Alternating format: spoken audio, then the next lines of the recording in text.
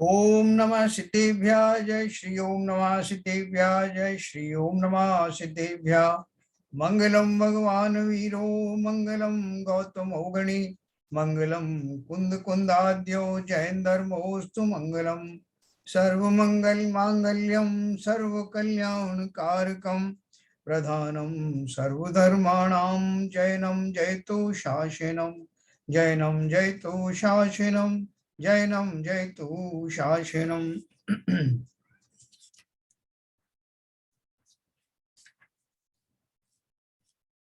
देखिए अपन ने कल जो 162 नंबर की गाथा पढ़ी थी तो काफी बड़ा दोहा था जिसमें वो सारांश रूप से जो मन को साधने की जो जो प्रोसेस होता है, मन चंचलता मन की कैसे रुकती है, वायु की साधना कैसे होती है, उसके बारे में एक दोहा अपना विशेष रूप से आया था, पढ़ा था। तो कुछ लोगों ने इसको दोबारा सुनने की इच्छा प्रकट की है, मैं दोबारा पढ़ूंगा। और साथ में आपको ज्ञानार्णव नाम के ग्रंथ में जो विशेष रूप से प्राणायाम का एक चैप्टर दिया है, उसका खाली मैं आपको इंट्रोडक्शन बताऊंगा। मैंने अभी देखा कि अभी मैंने काफी साल पहले पढ़ा था, तो उसमें एक विस्तार से दिया है कि ये प्राणायाम की साधना ध्यानस्थ यानी योगियों को, मुनिराजों को कैसे हो जाती है। तो वो भी बहुत इंटरेस्टिंग सब्जेक्ट है। आज मैं खाली उसका इंट्रोडक्शन आपको बताऊंगा, फिर अपना कभी जो अपना रूटीन में आएगा तो ये पूरा ग्रंथ पढ़ने योग्य है। ज्ञानार्णव ग्रंथ है, इसको मैं शुरू करूंगा और आद्योपांत सुनने योग्य है, तो वो उसको अपन शुरू करेंगे बाद में। अभी मैं आपको गाथा ये दोहा नंबर 162 का फिर से रिपीट करता हूँ।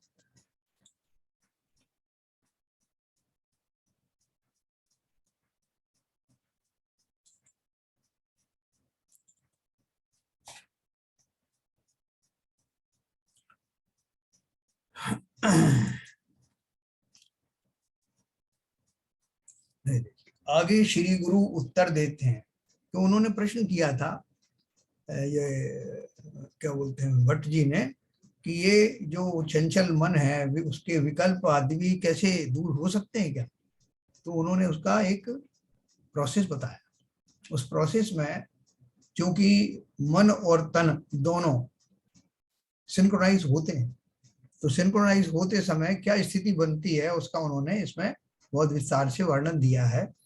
इस दोहे को पढ़ेंगे अपन, उसके बाद में केवल ज्ञान के समय में कैसी स्थिति रहती है वो भी अपन पढ़ेंगे, और उसका आपको इंट्रोडक्शन दूंगा मैं ज्ञानार्णव ग्रंथ में के प्राणायाम का।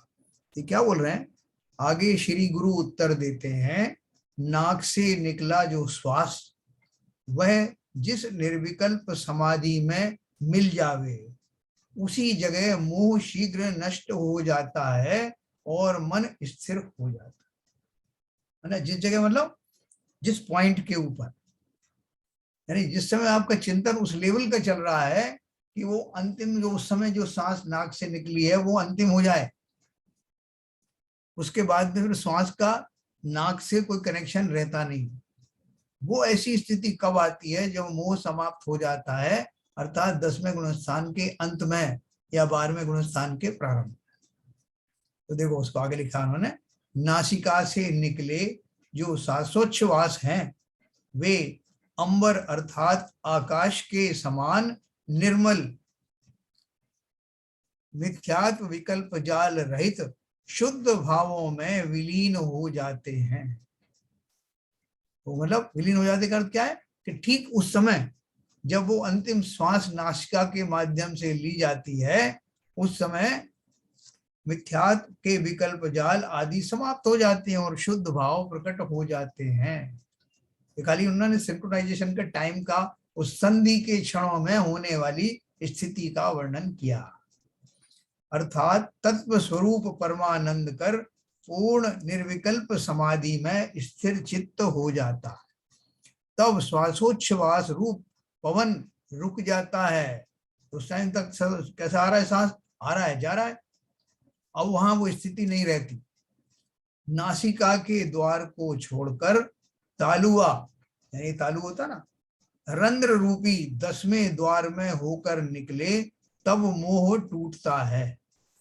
उसी समय मोह के उदय कर उत्पन्न हुए रागादि विकल्प जाल नाश हो जाते हैं। ये शरीर की स्थिति बता रहे हैं। जिस समय मोहिनी कर्म का संपूर्णतः सत्ता से ही अंत हो जाता है, उस क्षण शरीर की दशा क्या रहती है। तो शरीर तो भी बना है ना।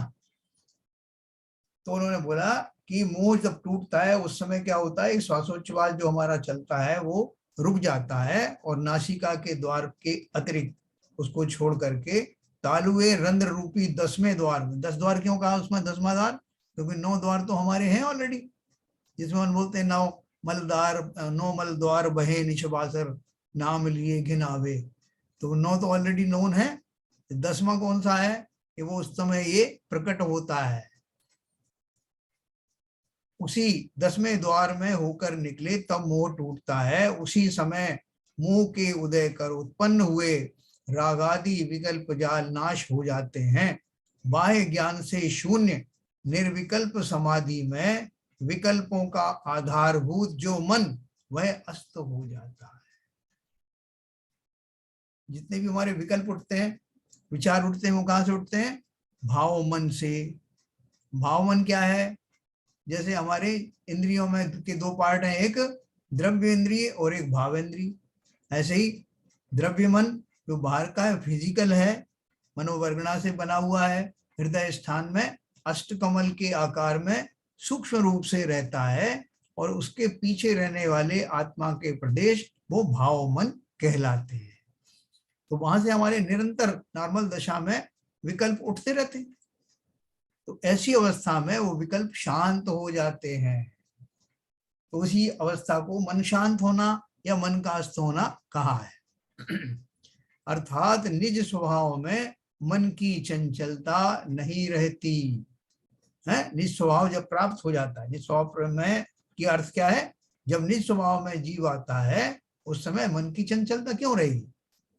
जब यह जीव राग आदि पर भावों से शून्य निर्विकल्प समाधि में होता है, तब यह श्वासोच्छ्वास रूप पवन नासिका के दोनों छिद्रों को छोड़कर स्वयमेव अवांछिक वृत्ति से, अवांछिक वृत्ति से मतलब बिना चाहे, तालुए के बाल की अनी की 8वें भाग प्रमाण है। तालुए का कौन सा भाग बोल रहे हैं? बाल की अनी के 8वें भाग प्रमाण अति सूक्ष्म छिद्र में यानी 10वें द्वार में होकर बारीक से निकलता है। तालुए में स्थित कोई एक छोटी सी वो छेद होता है।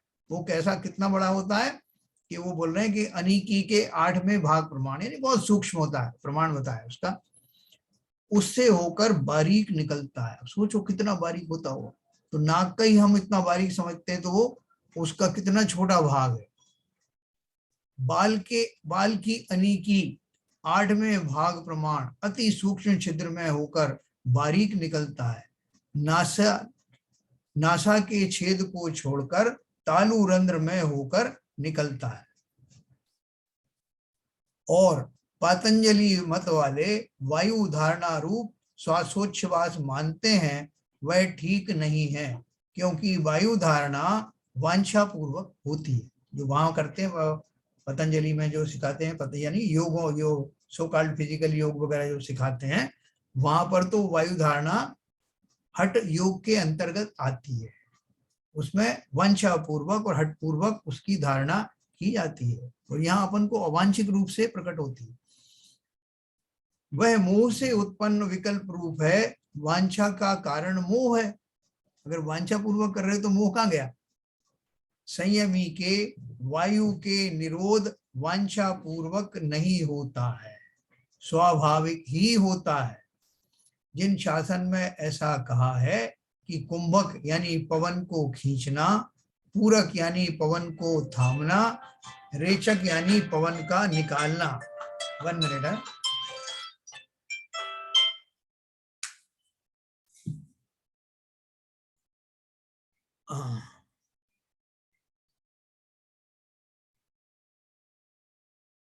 कुंभक यानी खींचना, पूरक माने पवन को थामना, रेचक पवन को निकालना, ये 3 भेद प्राणायाम के हैं।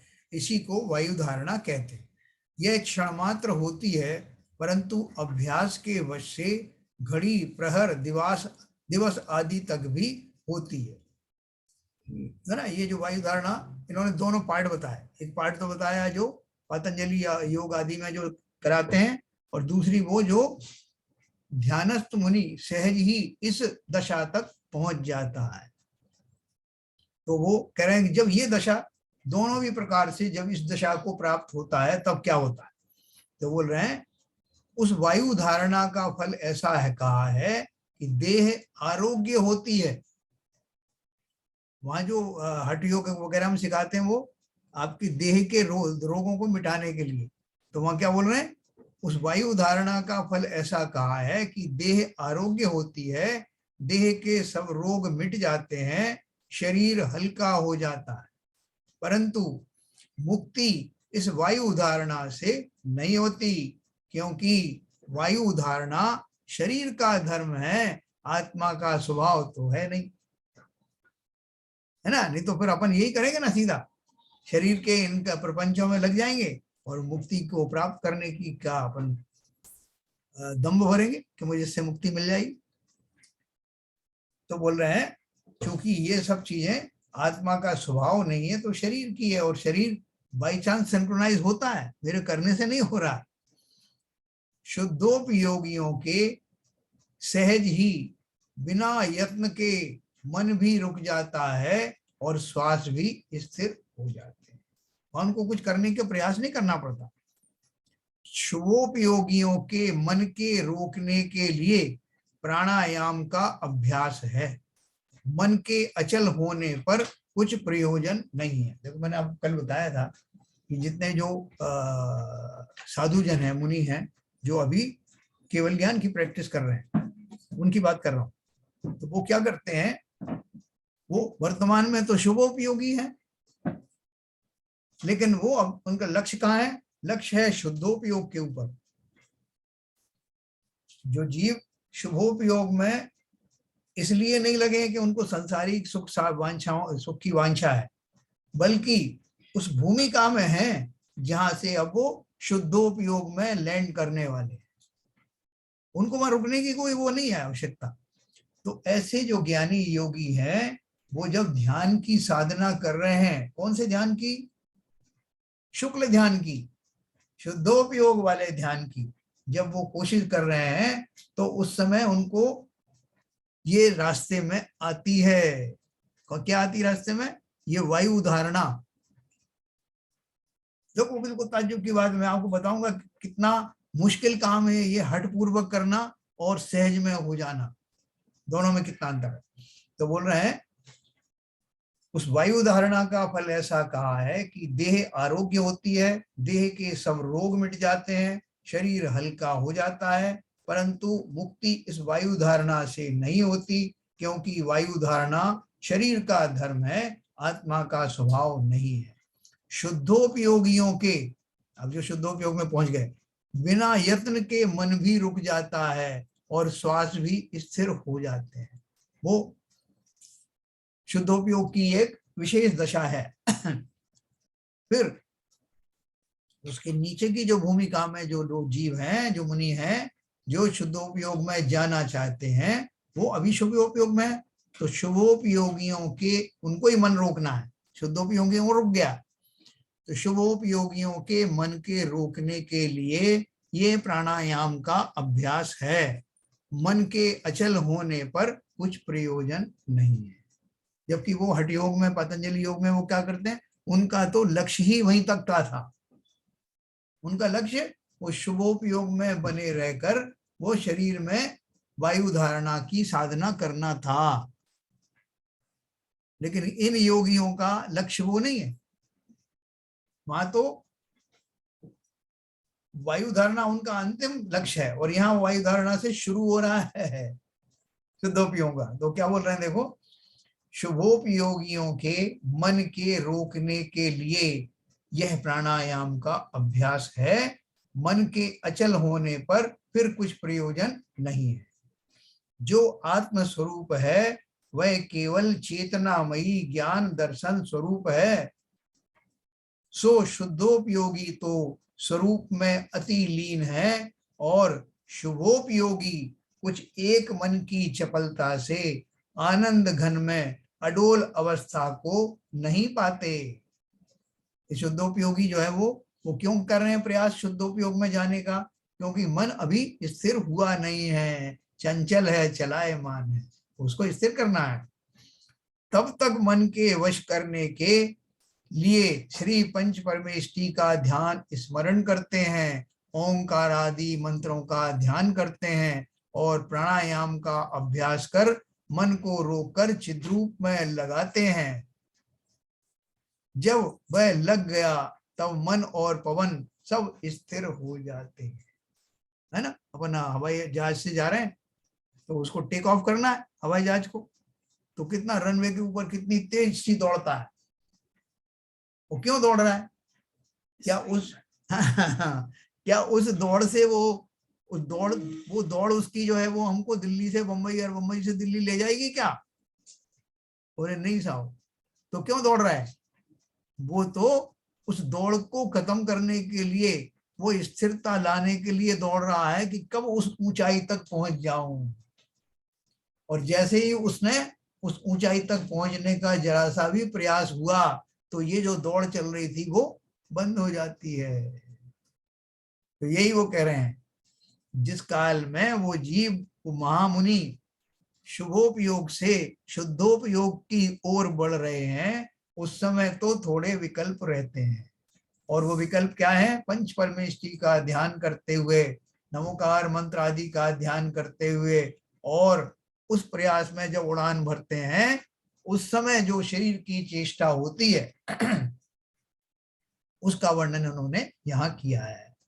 और प्राणायाम का अभ्यास कर मन को रोककर चिद्रूप में यानी आत्मा में लगाते हैं।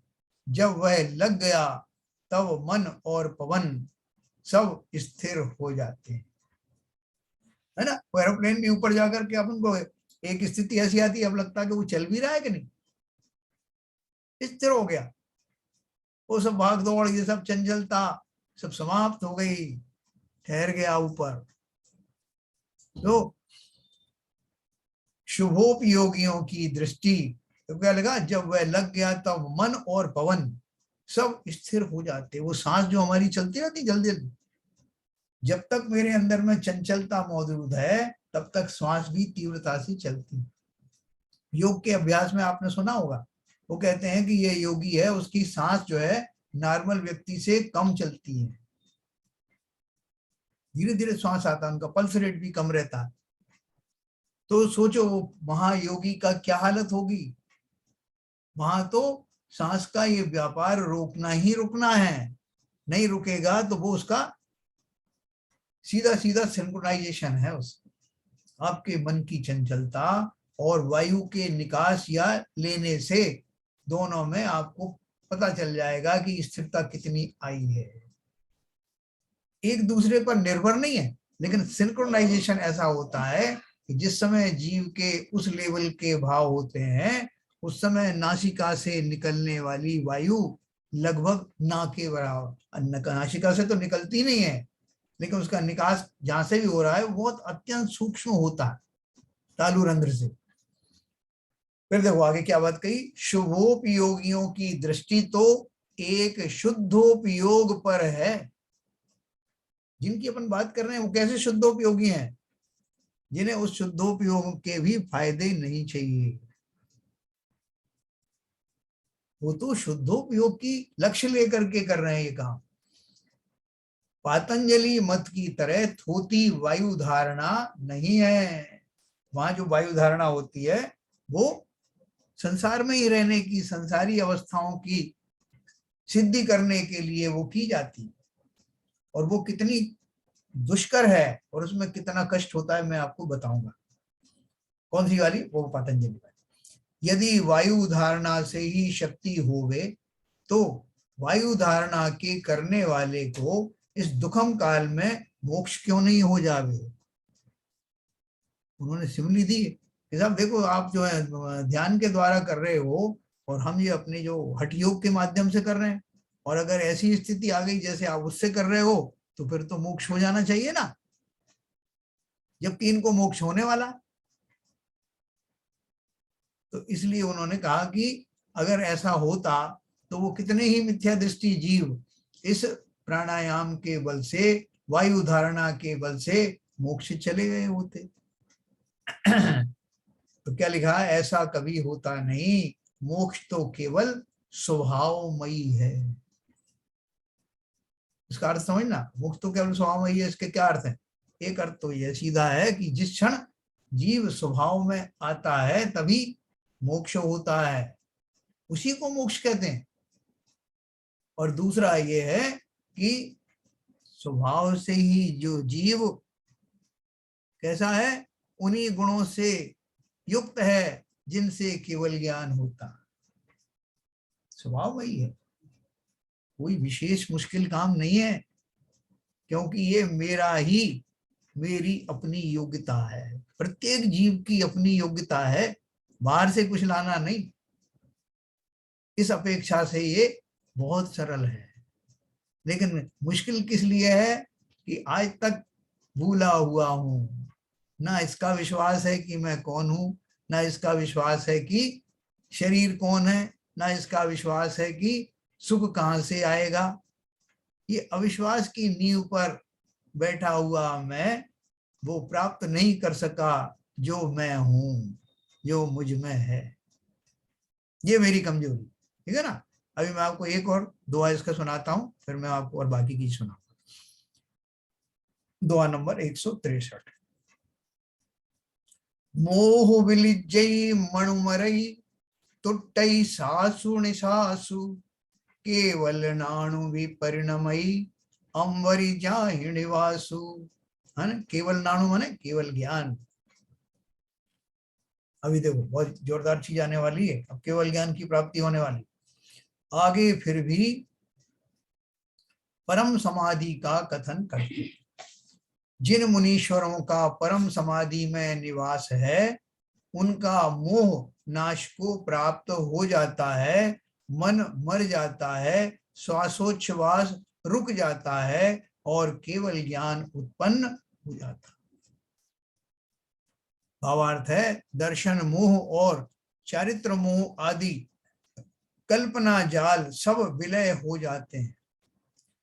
इस लोक परलोक आदि की वांछा आदि विकल्प जाल रूप मन स्थिर हो जाता है। ये कब हुआ? 12वें गुणस्थान के अंत में। इस लोक परलोक आदि की वांछा आदि विकल्प जाल रूप मन स्थिर हो जाता है और श्वासोच्छ्वास रूप वायु रुक जाती है। श्वासोच्छ्वास अवांछित पने से यानी बिना चाहे हुए नासिका के द्वार को छोड़कर तालु छिद्र में से होकर निकलते हैं तथा कुछ देर के बाद नासिका से निकलते हैं, है ना। उस क्षण में, उन क्षणों में ये केवल ज्ञान होता है, उस समय वो पूरा रुक जाता है और फिर उसके बाद में वो थोड़ी देर के बाद फिर नासिका से वापस निकलता है, हालांकि वो बहुत कम क्वांटिटी में ही जाता है। इस प्रकार श्वासोच्छ्वास रूप पवन वश में हो जाता है, चाहे जिस द्वार से निकालो।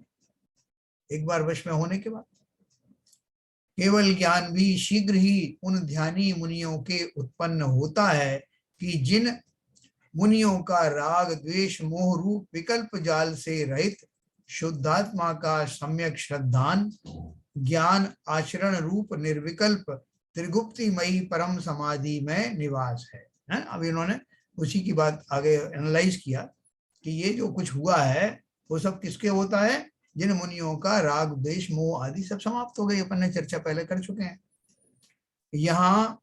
और त्रिगुप्तिमयी भी अपन ने पढ़ा, जो 3 गुप्तियों के द्वारा जो उस शरीर आदि को साधते हैं, तभी तो ये केवल ज्ञान की स्थिति आई ना, उसको दोबारा रिपीट किया। यहाँ अंबर नाम आकाश का अर्थ नहीं समझना, है ना, यहाँ ना अंबर शब्द यूज किया ना।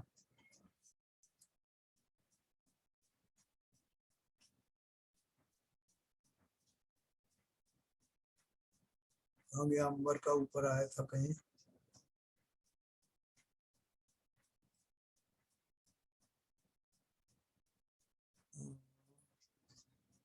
चलो आगे आएगा शब्द।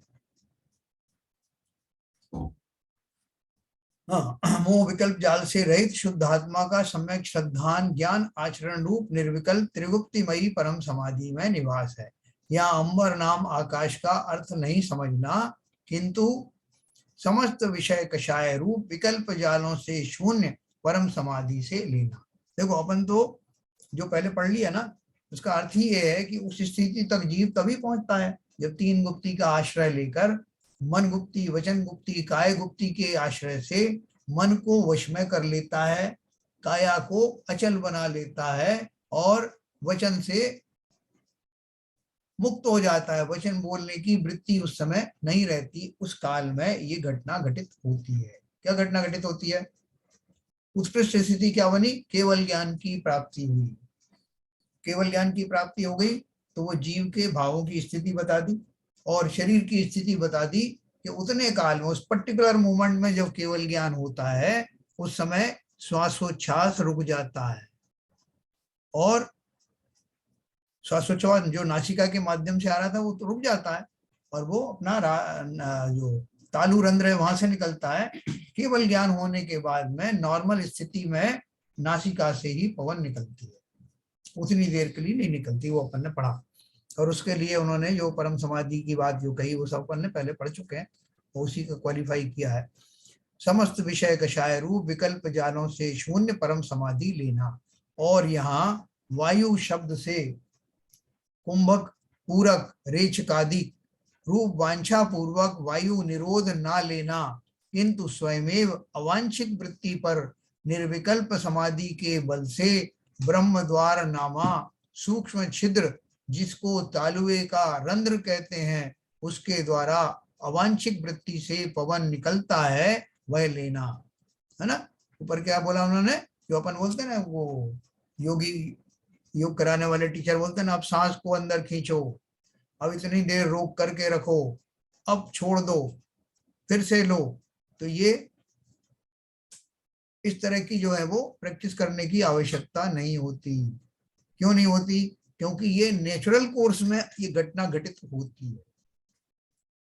इसलिए उन्होंने कहा यहाँ वायु शब्द से कुंभक, पूरक, रेचक आदि वांछा पूर्वक वायु निरोध को मत लेना, किंतु स्वयमेव अवांछित वृत्ति पर बिना मेरे चाहे निर्विकल्प समाधि के बल से, यानी जीव के जब भाव वैसे होते हैं तब उस द्वार को जहां से श्वास आती, तालु रंध्र को, उसको उन्होंने ब्रह्म द्वार कहा, 10वां द्वार।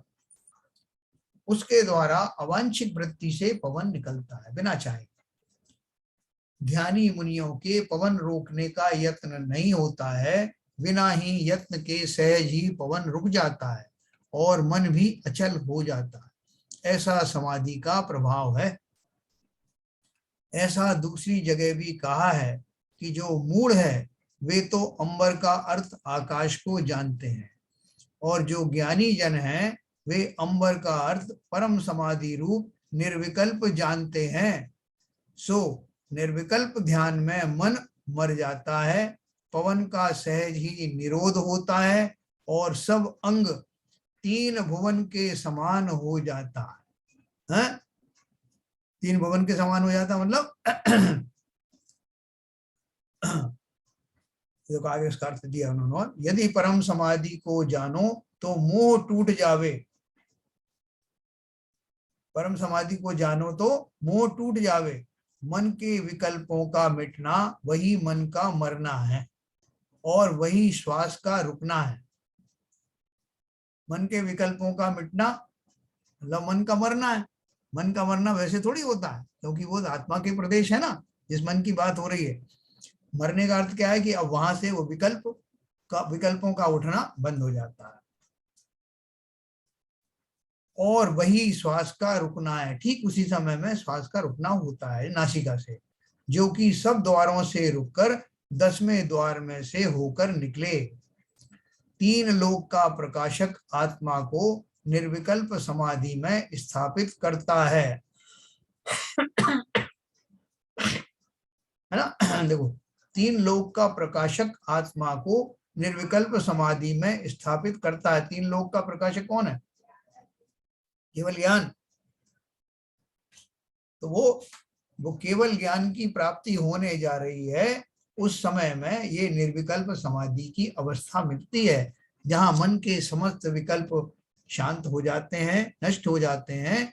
शरीर की अवस्था में जो वायु है वो नासिका से नहीं निकलता। तो वो जो ऊपर जो शब्द उन्होंने दिया ना, सब अंग तीन भुवन के समान हो जाते हैं, उसका अर्थ यही है कि वो तीन भुवन को प्रकाशित करने वाला जो केवल ज्ञान प्रकट होने वाला है, उस रूप वो व्यापक होने वाला है। वही श्वास का रुकना है, जो कि सब द्वारों से रुककर 10वें द्वार में से होकर निकले, तीन लोक का प्रकाशक आत्मा को निर्विकल्प समाधि में स्थापित करता है। अंतराल शब्द का अर्थ रागादि भावों से शून्य दशा लेना, आकाश का अर्थ ना लेना। आकाश के जानने से मोह जाल नहीं मिटता, आत्मस्वरूप के जानने से मोह जाल मिटता है। जो पतंजलि आदि पर समय में शून्य रूप समाधि कही है, वह अभिप्राय नहीं लेना, क्योंकि जब विभावों की शून्यता हो जाएगी तब वस्तु का ही अभाव हो जावे। देखो उन्होंने क्या बोला। बहुत सारे ऐसे श्लोक हैं जो दूसरे जो दर्शन हैं उनमें भी उपयोग में लाए जाते हैं, और वो उनका उदाहरण देके आपको बता देंगे कि साहब देखो आपके यहाँ भी तो ये सब लिखा है और हम भी वही कह रहे हैं, लेकिन वहां क्या है, वो शब्दों का अर्थ अलग लेते हैं। जैसे अंबर का अर्थ आकाश लिया और आकाश का अर्थ लिया शून्य, तो वो पर शून्य की धारणा में बहुत सारी चीजें बताते हैं। इसी से भ्रमित होकर के वो ओशो ने बताया था ना, ओशो ने बोला था संभोग से समाधि तक, तो वो उसने क्या सिद्धांत लाया था कि जिस समय जीव शून्य अवस्था में पहुंचता है वो मुक्ति की अवस्था होती है। ऐसे ही दोहों को मिस इंटरप्रेट करके लोगों ने अपने अपने वो बना लिए। तो वो क्या बोल रहे हैं कि पतंजलि आदि जो शब्द आकाश का और अंबर का अलग अर्थ निकाल करके उस प्राणायाम की महत्व हमें बताते हैं, लेकिन यहाँ बोल रहे हैं कि वो परम निर्विकल्प समाधि की जो दशा है वही अंबर में समाहित है। शून्य अवस्था का अर्थ यह है कि समस्त रागादि विकल्पों से निवृत्त होना ही वो शून्य अवस्था। तो देखो इन्होंने कहा वह अभिप्राय नहीं लेना, जो पतंजलि आदि परम पर समय में शून्य रूप समाधि कही है, वह अभिप्राय नहीं लेना, क्योंकि जब विभावों की शून्यता हो जाएगी तब वस्तु का ही अभाव हो जाएगा। ठीक है ना, वो जो उनकी शून्यता है वो दूसरे टाइप। तो ये मैंने आपको ये दोहे बताए, अभी अपन चर्चा करेंगे।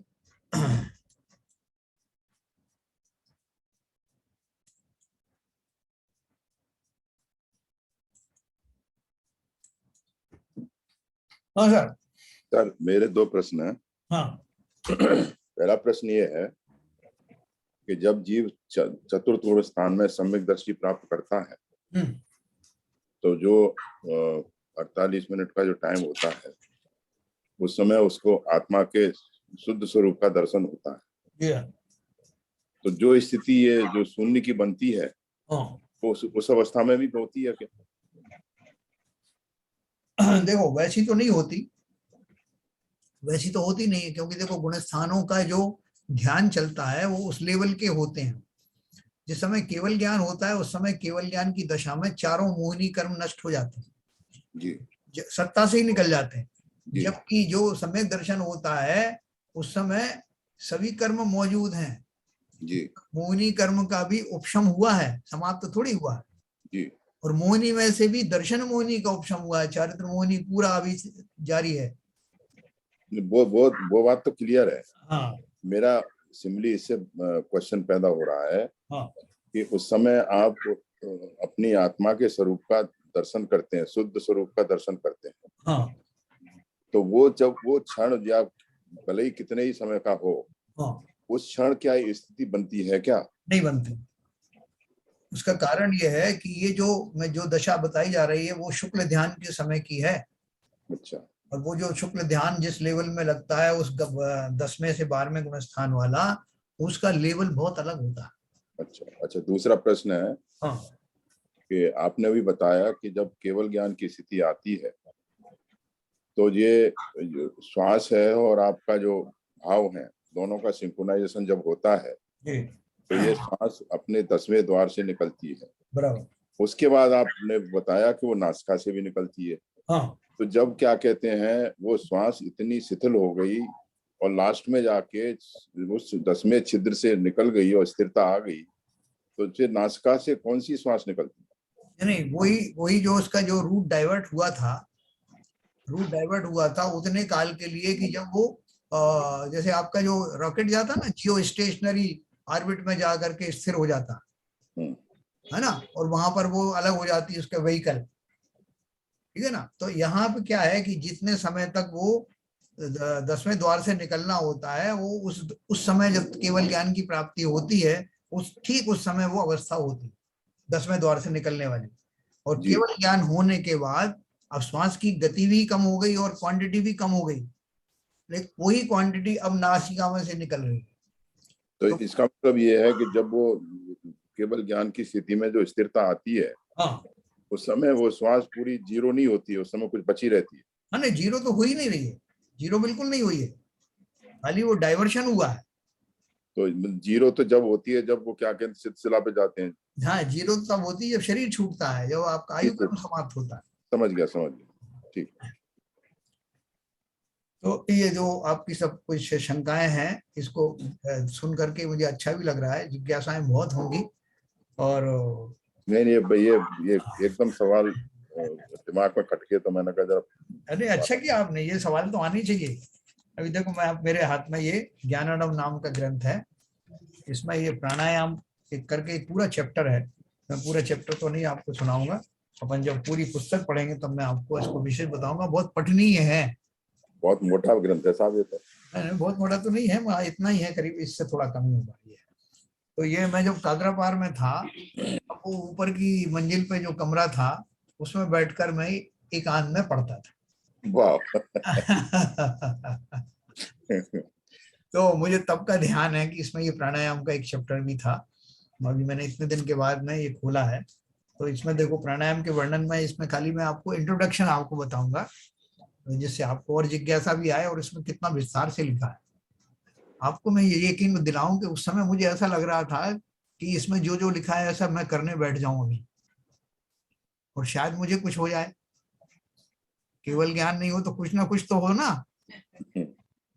तो देखो इसमें क्या लिखा है। आचार्य महाराज कहते हैं कि ध्यान की सिद्धि के लिए मन को एकाग्र करने के लिए पूर्वाचार्यों ने प्राणायाम की प्रशंसा की है।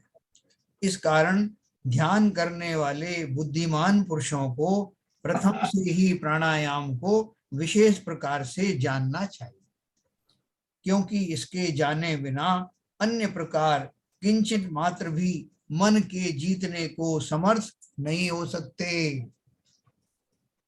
अपन बोलते तो रहते हैं वैसा मन जीत लो, मन को काबू में करो, कैसे करें, उसकी युक्ति क्या है? तो नहीं साहब वेद विज्ञान करो, तो वेद विज्ञान करने की युक्ति क्या है? नहीं साहब ऐसा एकांत में बैठ जाओ और फिर कुछ कुछ करो। तो इन्होंने एकदम टू दी पॉइंट बात बताई, टेक्नोलॉजिकल। क्या बोल रहे हैं? प्राणायाम को विशेष प्रकार से जानना चाहिए, क्योंकि इसके जाने बिना अन्य प्रकार किंचित मात्र भी मन के जीतने को समर्थ नहीं हो सकते। भावार्थ है, यह प्राणायाम पवन की साधना है। सो शरीर में जो पवन होता है वह मुख नासिकादि के द्वारा श्वासोच्छ्वास द्वारा प्रकट जाना जाता है। इस पवन के कारण मन भी चंचल रहता है। इसका प्रमाण है, जब तक श्वासोच्छ्वास है तब तक मन में चंचलता बनी हुई है। जब पवन वशीभूत हो जाता है तब मन भी वश में हो जाता है। ये दूसरे एंगल से बताया, निमित्त नैमित्तिक संबंध है ना शरीर का इस अपेक्षा से। एक इसका पैराग्राफ में आपको और सुनाता हूँ। पूरा ग्रंथ पठनीय है। देखो, इस पवन के साधन रूप प्राणायाम से जीती हैं इंद्रियां जिसने, ऐसे धीर वीर यति के सैकड़ों जन्मों के संचित किए तीव्र पाप 2 घड़ी के भीतर भीतर लय हो जाते हैं। अब बोलोगे ये गजब बता दिया आपने, अभी लो अभी चटाई बिछाता हूं। हाँ, तो देखो आगे क्या कहा। यहाँ आशय ऐसा है कि प्राणायाम से जगत के शुभ अशुभ व भूत भविष्यत जाने जाते हैं। अब मालूम है, जो अपने निमित्त योगी होते हैं, जो आपको बता देते हैं कि आप क्या घटित होने वाला, क्या होने वाला। अभी मुनि भी नहीं बने बहुत सारे, तो वो निमित्त ज्ञानी, जो छोटे मोटे निमित्त ज्ञानी है, बहुत सी चीजें आपको बता देंगे। 2 घंटे में बारिश होगी, 4 घंटे में ये हो जाएगा। तो उन्होंने क्या बोला, सो यहाँ आशय है कि प्राणायाम से जगत के शुभ अशुभ व भूत भविष्यत जाने जाते हैं तथा पर के शरीर में प्रवेश करने की भी सामर्थ्य होती है। जो अपन बोलते हैं ना कि जो व्यंतर देवादि होते हैं, दूसरों के शरीर में प्रवेश कर जाते हैं, ये सब कर जाते, उनके अंदर में विशेष शक्ति होती है। ऐसी शक्ति इस प्राणायाम के द्वारा भी अर्जित की जा सकती है कि आप दूसरों के शरीर में प्रविष्ट हो जाएं। विक्रिया रिद्धिता टाइप की जो है वो क्रियाएं हो जाती है। सो ये तो लौकिक प्रयोजन है, इनमें कुछ परमार्थ नहीं है। यानी आप सोचो कि जिस विद्या की सिद्धि के लिए आगे बढ़ रहे हैं, उसके रास्ते में ये छोटी मोटी चीजें जो कही जाती हैं हमारे लिए बहुत बड़ी हैं, ये तो उसके रास्ते में पड़ती हैं और ज्ञानी जनों को इनका कोई मूल्य नहीं है। तो ये तो लौकिक प्रयोजन है, इनमें कुछ परमार्थ नहीं है और मन को वशीभूत करने से विषय वासना नष्ट हो जाती है और अपने निज स्वरूप में ध्यान करके लय होने से अनेक जन्म के बांधे हुए कर्मों का नाश करके मुक्ति को प्राप्त होना पारमार्थिक फल है इसका, प्राणायाम का। अब बोलोगे तो फिर तो प्राणायाम से ये सब हो रहा है तो काय के लिए हमको शुद्ध आत्मा का ध्यान और फलाना और डिमका और नियम संयम पालन करना और तपस्चरण आदि क्यों बता रहे हो भैया? वो उसी का पार्ट है। ये प्राणायाम आदि जो है मैंने चाह के नहीं किया, जब मैं उस मार्ग से गुजरूंगा तो ये प्राणायाम रास्ते में आएगा। बिना चाहे ही, क्योंकि मैं ये जो नियम संयम धारण कर रहा हूं, इससे मैं मन की उस स्थिति को ला रहा हूं जिस पूर्वक ये भाव मेरे अंदर में होने लगेंगे और उन भावों के उठते उठते शरीर में भी आवश्यक परिवर्तन होने लगेंगे। और एक दशा ऐसी आएगी जब मेरे भावों की जो स्थिति चल रही है उसी के साथ साथ शरीर की स्थिति भी बदलती हुई चली जाएगी और एक जगह जाकर के वो ऐसा कोइंसाइड होगा जिस समय श्वास का चलना नासिका से बंद होगा और भाव उस परम समाधि की उत्कृष्ट दशा में जा पहुंच जाएंगे। ठीक उस दशा में ही जाकर के मेरे मोहिनी कर्म का नाश हो जाएगा। मोहिनी तो क्या, चारों ही घातिया कर्मों का नाश होगा और केवल ज्ञान की प्राप्ति होगी। तो ये सारी दशाएं, तो फर्क क्या है कि शरीर की साधना लेकर के इस तरफ मत बढ़ना कि मुझे शरीर को साधना है, भावों को लेकर चलना शरीर साथ देगा। निमित्त नैमित्तिक संबंध है ये। जैसे जैसे बढ़ोगे उसमें साथ लेने की जरूरत नहीं, वैसा अब शरीर तो पीछे रह गया, देखो आपने कहा था सांस बंद हो जाएगी, मेरी तो बहुत चल रही है, इन विकल्पों में रहोगे तो उलझ कर रह जाओगे। ये स्थिति आती है वो उन्होंने बताया, लेकिन लानी है ऐसा करके कहोगे तो कभी नहीं ला पाओगे। ठीक है, इसकी अंतिम लाइन पढ़ता हूं। मन को वशीभूत करने से विषय वासना नष्ट हो जाती है और अपने निज स्वरूप में ध्यान करके लय होने से अनेक जन्म के बांधे हुए कर्मों का नाश करके मुक्ति को प्राप्त होना पारमार्थिक फल है। इस कारण योगीश्वरों को करना योग्य है। देखो, गोमट सार नाम का ग्रंथ हमने पढ़ा था, उस टाइम तो बहुत ज्यादा समझ में नहीं आया, लेकिन उसमें जो प्रकृतियां कर्मों की दी हैं कि कौन से गुण स्थान में कर्म की कौन सी प्रकृतियों का बंद होना रुक जाता है, कौन सी प्रकृतियों का उदय होना रुक जाता है और कौन सी प्रकृतियों का सत्ता से अभाव हो जाता है, उसकी नंबर लिखे हैं, काउंटिंग लिखी है, उनके उत्तर प्रकृतियों के भेद लिखे हैं। और वो दशाएं ये सब यही हैं जो ने लिखा ना कि क्षण भर में अपने कर्म नाश हो जाते, तो कैसे हो जाते हैं? गवर्नमेंट शहर में पूरा गणित लिखा है, 10वें गुण स्थान में कौन कौन सी कर्म की प्रकृतियों का क्या क्या हो जाता है, किन किन कर्मों के बंध विच्छित्ति हो जाती है। अब आप जब पढ़ेंगे उसको तो आपको न केवल समझ में आएगा बल्कि आप विभोर हो जाएंगे कि ये कैसे हो रहा। मैंने तो कैसे कैसे पहाड़ पहाड़ बांधे थे कर्मों के, और कैसे वो क्षण मात्र में निकलते चले जा रहे हैं। एक अंतर मुहूर्त का खेल है, चपक श्रेणी में चढ़ते ही ये गुणस्थान में रुकने की जरूरत नहीं। जैसे सोते हुए मुंबई से दिल्ली की यात्रा की और कौन कौन से स्टेशन निकल गए आपको पता ही नहीं, ऐसे ही उन गुण स्थानों में से गुजरता हुआ योगी कब केवल ज्ञान को प्राप्त हो गया, कौन कौन से कर्म का उदय समाप्त हो गया, बंध समाप्त हो गया, सत्ता से निकल गए, और शरीर कब नासिका के श्वासोच्छ्वास से मुक्त हो गया, उसे क्या पता। यह है योगी की दशा। और ये तो हमारे समझने के लिए है कि शरीर भी साथ कैसे देता है। उसको आप जो है, क्योंकि आप चाह के उसे वैसा नहीं कर सकते, ऐसा निमित्त नैमित्तिक संबंध अवश्य है।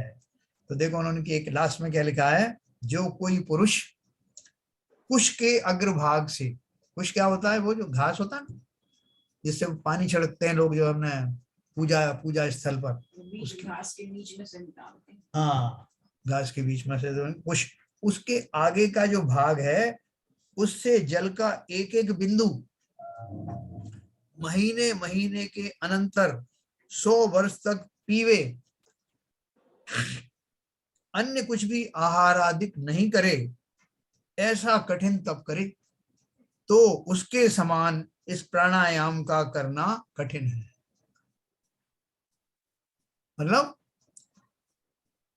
आप अगर चाह करके ऐसा उस लेवल तक लाना चाहे कि आपकी नासिका से पवन निकलनी बंद हो जाए, तो ये इतना दुष्कर कार्य है।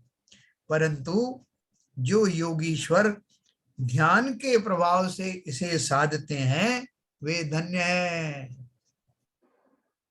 अब समझना बात को। तो मैंने आपको इस प्रकार ध्यान के योग स्थान और आसन तथा प्राणायाम का वर्णन किया। इसमें खाली इतना इतना ही समराइज करूंगा जो मैंने अभी आपको पहले किया था। जिन जीवों को भली प्रकार से इसमें विश्वास हो गया, संसार से निकलना है, संसार में रहना किसे है, संसार मेरे रहने योग्य जगह नहीं है, और मेरे समस्त विकल्प संसार में ही ढकेलने वाले हैं। इन विकल्पों से कैसे मुक्त हूं? जब मैं ऐसा चिंतन करूंगा, इन विकल्पों से मुक्त होने के लिए सबसे पहले मुझे 3 बातें ध्यान रखनी पड़ेगी। सबसे पहला तो संसार रहने योग्य नहीं है, हूँ शुद्ध निराकुल सिद्धों सम, भवलोक हमारा वासाना, रिपुरागरु द्वेष लगे पीछे, याते हैं शिव पद को आया ना। तो मुझे रोक कौन रहा है? मुझे समझ में आ गया कि मैं सिद्ध समान हूं और राग द्वेष से की कारण जा नहीं पाया हूं, तो किसने रोका? राग द्वेष खत्म करो ना।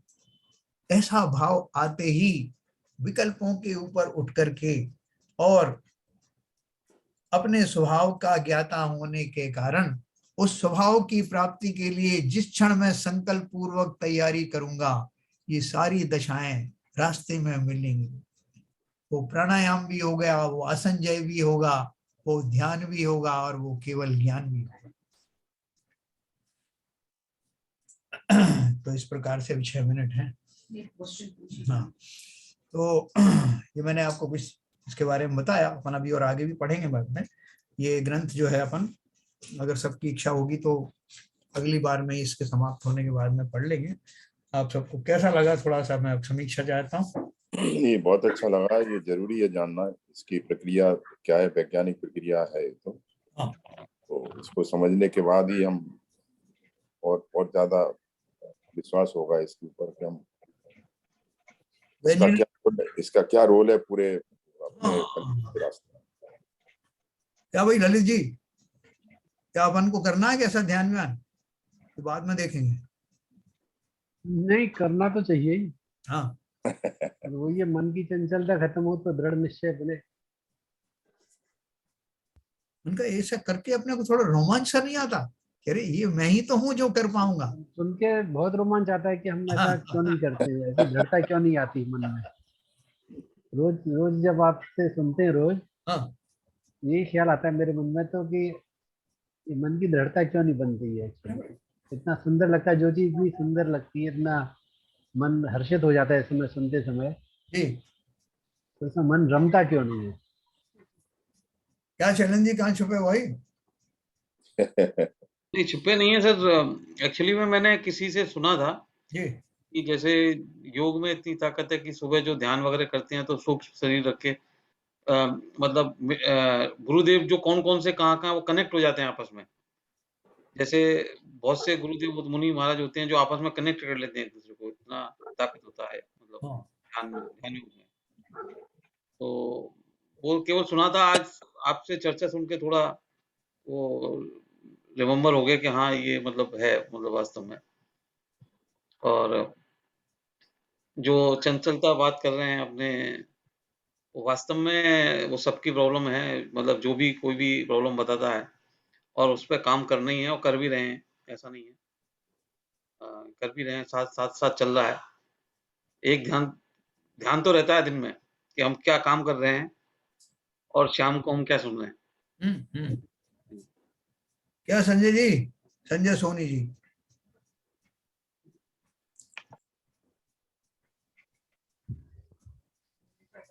संजय जी हैं या बॉबी हैं उनका रिप्रेजेंटेटिव? दोनों ही? दोनों ही है सर।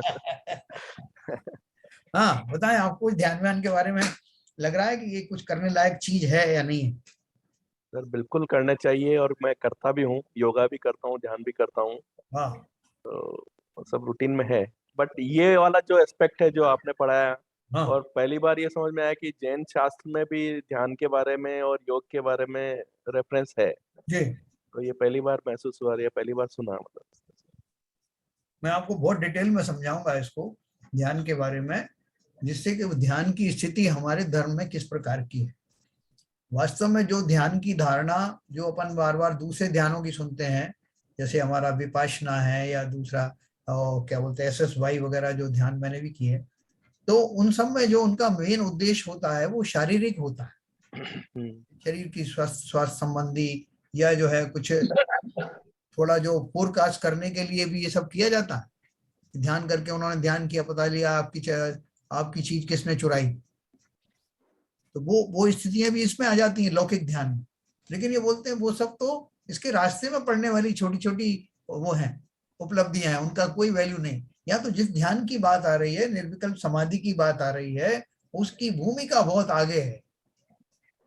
इसलिए मगर ये जो ज्ञान का स्वरूप है वो उससे मिलता जुलता तो है, जैसे ने पतंजलि से कंपेयर करके बताया कि वहां भी वायु साधना होती, यहाँ भी वायु साधना होती, लेकिन ये समाधि और वो समाधि की, बाबा जी ने जल समाधि लगा ली, बाबा जी धरती के नीचे चले गए, वहां उनकी उपलब्धि दूसरी होती है और यहाँ जो है इसका उद्देश्य अलग होता है। सर जैसे प्रमाण सागर जी वो भावना योग कराते हैं, हाँ तो उसका भी काफी लोगों में ऐसा लग रहा है कि इफेक्ट आता है, उनका जो लाइफस्टाइल चेंज हो जाती है, और जो रेगुलर प्रैक्टिस कर रहे हैं, हाँ आजकल टीवी में भी दिखाते हैं, कुछ लोगों के एक्सपीरियंसेस भी शेयर हो रहे हैं, सो वो काफी इफेक्टिव है, और लोग मतलब उस भावना के योग के साथ में काफी कुछ काम कर रहे हैं, एक्सरसाइज कर रहे हैं। हाँ, इसमें देखो ये इसका एक्सटेंशन है, ऑटो सजेशन होता है उसमें। ये जो भावना योग है उसमें ऑटो सजेशन है। वो पहले भी लोग बताते थे, अभी प्रमाण सागर जी ने उसको जो है प्रमाणित कर दिया कि हाँ इसका फल होता है। तो उसमें ऑटो सजेशन, डॉक्टर भी कहते हैं, क्या कहते हैं कि मैं ठीक हो रहा हूँ, मैं ठीक हूँ, मेरा फला फला रोग ठीक हो रहा है। ये ऑटो सजेशन क्या है? क्योंकि शरीर ही अपने आप को की रिपेयरिंग कर लेता है, तो वो उसका पार्ट है, साइकोलॉजिकल पार्ट है, जो मन से संचालित है। हाँ, इसलिए उसको ऑटो सजेशन कहते हैं। ठीक है ना। भावना योग में क्या है, मैं ही तो भावना भा रहा हूँ। वो कोई बोले साहब ऐसी झूठी झूठी भावना क्यों भाऊंगी, मैं तो स्वस्थ हूँ। तो बोले क्या भाओगे, तो मैं तो अस्वस्थ हूँ। तो ऐसा भाओगे तो और अस्वस्थ हो जाओ। है ना। तो देखो रेगुलर और कंटिन्यूअसली कई बार नियमित रूप से भावना भाई जाती है। हाँ देखो अब जैन ये तो साइंस भी कहती है, ये जो नेगेटिव फीडबैक होती है ना, जो नेगेटिव फीडबैक सिस्टम है, ऑटो सजेशन जो सबकॉन्शियस माइंड में जाता है वो काम करता है। भावना योग वही है प्रमाण सागर जी महाराज का जो कराते हैं। थोड़ा सा और फर्क इसलिए है भावना योग में और बाकी लोगों के द्वारा जो ऑटो सजेशन है उसमें एक विशेष फर्क है कि वो जो बाकी लोग बोलते हैं मैं स्वस्थ हूँ ये वो हूँ, वो उनको भी मालूम है कि यार मैं हूं तो नहीं मगर ऐसा मुझे सोचना है। लेकिन यहाँ जिस बेसिस के ऊपर मैं स्वस्थ हूँ कहा जाता है वो आत्मा का एक बेसिस है, वेद विज्ञान का आधार है। आत्मा तो हमेशा से ही स्वस्थ है, उसका क्या बिगड़ा। इस आधार को लेकर के मुझे विश्वास हो जाता है कि जब मैं सोच रहा हूं उसमें कोई कोरी कल्पना नहीं है, ये फैक्ट है। और ऐसा होते ही मेरा विश्वास सुदृढ़ हो जाता है इस भावना पर, इसलिए वो काम करता है।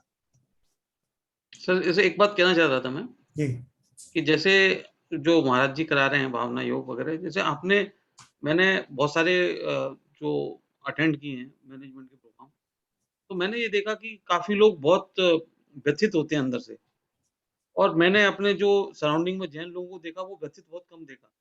तो उनके अपब्रिंगिंग में ऐसा है कि हमको एक बहुत संतोष रहता है, यदि कोई बुरा समय भी चल रहा है तो हम मान के चलते हैं कि अच्छा आ जाएगा। हाँ। हमारे को अपना काम करते रहना चाहिए और वो आएगा। हमारे तो हम लोग काफी पॉजिटिव उस पे चलते रहते हैं, तो हमको इतना ज्यादा व्यथित पता नहीं होता। लेकिन मैं बहुत से लोगों को देखा, बहुत से लोग रोने लगते हैं और इस प्रोग्रामों में और बड़े ही व्यथित हो जाते हैं। तो मैंने कहा यार हमको क्यों नहीं रोना आ रहा है, हम क्यों परेशान नहीं हो रहे। तो वो हमारी अपब्रिंगिंग ऐसी है कि हमने उस चीज को, हम कभी किसी का मतलब किसी को देख के इतने दुखी हुए ही नहीं, या हमने किसी को लेके अपने अंदर इतना दुख पाला ही नहीं। तो वो भी एक फर्क पड़ता है, इसलिए हमारे यहाँ बहुत ज्यादा इस पर डिस्कशन नहीं होता ये योग पे, हमारे सीधे ध्यान उसकी बात होती है। हाँ, तो मैं ये जस्ट मेरे को ऐसा लगा कि मेरे को शेयर करना चाहिए, इसलिए मैंने शेयर किया। बहुत बढ़िया आपने किया। तो ये जो विपुल जी हैं, हाँ जी सर, जय जी। विपुल जी आपकी व्याधियां तो सब निकल गई लगता है नहीं? कैसा लग रहा है आपको, ये कुछ काम की चीज है अपने लिए प्राणायाम वगैरह जो अपन ने चर्चा की अभी? नहीं सर, अल्टीमेटली तो वही है, बिकॉज ये सब सीख के भी जब तक ध्यान नहीं करेंगे, ध्यान तो अल्टीमेट है, मतलब वो तो है ही, बिकॉज फोकस, ध्यान मतलब फोकस। और वो फोकस पहले तो फोकस करके करना आना चाहिए कि किसी भी चीज पे फोकस अगर हम कर सकें, और फिर उसको धीरे धीरे उठा के सीधा आत्मा पे फोकस ले जाना है। पहले तो सीधा एकदम से तो आत्मा पे नहीं जाएगा, पहले हम किसी भी और व्यवहारिक चीज पे भी चाहे प्रतिमा जी हो या कुछ भी हो उस पर फोकस कर सकते हैं, और उसके बाद धीरे धीरे उसको डाइवर्ट कर सकते हैं। तो पहले तो फोकस करना आना चाहिए, उसके बाद बिल्कुल सही उसको डाइवर्ट कर सकते हैं। एकाग्रता कैसे करें, चाहे वो आप त्राटक से आंखों को एकाग्र करें या जो है श्वासोच्छ्वास के ऊपर ध्यान दे करके उस प्राणायाम के लिए प्रारंभ में ऐसा ही किया जाता है। तो उन्होंने सही कहा विपुल जी ने कि पहले हमें वो तरीका आना चाहिए जिससे हम अपने मन को किसी एक में उसका उपयोग को लगा दें। करते करते जब मेरी प्रैक्टिस हो जाएगी तो मैं कहीं भी लगा पाऊंगा उसको। तो ये सटीक तो है, ठीक बात है, तो वो करके देखें। लेकिन एक बात ध्यान रखना, वो फोकस करने में जो फोकस किया जाता है उसको ध्यान शब्द कहा जाता है। एकाग्र चिंता निरोधक ध्यान है। तो वो एकाग्र चिंता अपन जो है किसी मेटेरियलिस्टिक चीज पर ना करें। जैसा आपने बोला था ध्यान का अर्थ है एकाग्र होना, और मैं एकाग्र हो गया हूं अपने रसना इंद्री की ओर कि जो जो मधुर लगेगा उसको पूरी तरह से एंजॉय करूंगा। तो वो आपने कहा था एकाग्र होना है, मैं हो गया, है ना। तो आपने तो ऐसा नहीं कहा, मैं मतलब सावधान कर रहा हूं कि वो ध्यान का अर्थ क्या है कि जो संसार के जो भौतिक पदार्थ हैं उनकी प्राप्ति के लिए वो ध्यान नहीं है। हमारा जो ध्यान है वो सब उनसे परे जाने वाली पारलौकिक वस्तुओं का ध्यान है। वो स्थिति लाने के लिए मैं कोशिश करूंगा आपको जो जिन जिन ग्रंथ में भी जहां जहां वो मसाला है अपन सब उसको डिस्कस करें। ठीक है सर? सर इसमें वही कह रहा मैं कि जैसे अपने पास समय की दिक्कत होती है, हाँ बोलते हैं ध्यान 2-3 घंटे करने से जो अपन 7-8 घंटे नींद लेते हैं, 7 घंटे के आसपास, वो ध्यान से 2 घंटे में नींद पूरी हो जाती है। अब समय तो बाकी इंडस्ट्री में समय कम नहीं कर सकते, आना जाना कम नहीं कर सकते, सिर्फ जो सोने का टाइम है अपन जी उसको कम कर सकते हैं। तो वही एक सीखना है कि हमें टाइम कैसे बचाऊं अपना, जो इन सब चीजों में टाइम बढ़ा सकूं मैं अपना। तो वो सीखने के लिए वो थोड़ा सा है कि 2-3 घंटे में कैसे मैं अपनी पूरी शरीर की एनर्जी जो लॉस होती है दिन भर में उसको वापस में रिकवर कर लूं और फिर बाकी टाइम में अपने ध्यान में लगाऊं। बहुत बढ़िया। योग निद्रा है ना संजय जी, योग निद्रा जो अपने मोदी जी लेते हैं। सर वो सीखना है, वो कैसे आते भी। मोटिवेट करते हो अपने आप को। हाँ, तो वो अपन उसकी भी चर्चा करेंगे। बाकी आपको संजय जी कैसा लग रहा है, आपको ये टॉपिक कैसा लगा? नहीं बहुत अच्छा है सर चीज, वही चीज मतलब इसमें कैसे अपन आगे बढ़े सब चीज अभी लग रहा है चीज है कि हाँ, अब बहुत टाइम तो निकल चुका है, जो टाइम है उसको कैसे यूटिलाइज करें प्रॉपर। बहुत बढ़िया, बहुत बढ़िया है। टाइम मैनेजमेंट करना बहुत जरूरी है। आपको ये बात लगा कि ये हमें बहुत पहली आवश्यकता है, ये बहुत बढ़िया बात है। इस उम्र में टाइम मैनेजमेंट की कीमत समझना मतलब पूरा जीवन सुधार लेना है।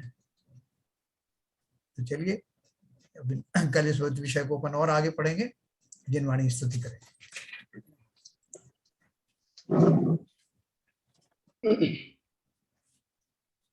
मिथ्यातम नाश वेको ज्ञान के प्रकाश वेको आपा पर भास वेको भानु शिव खानी है।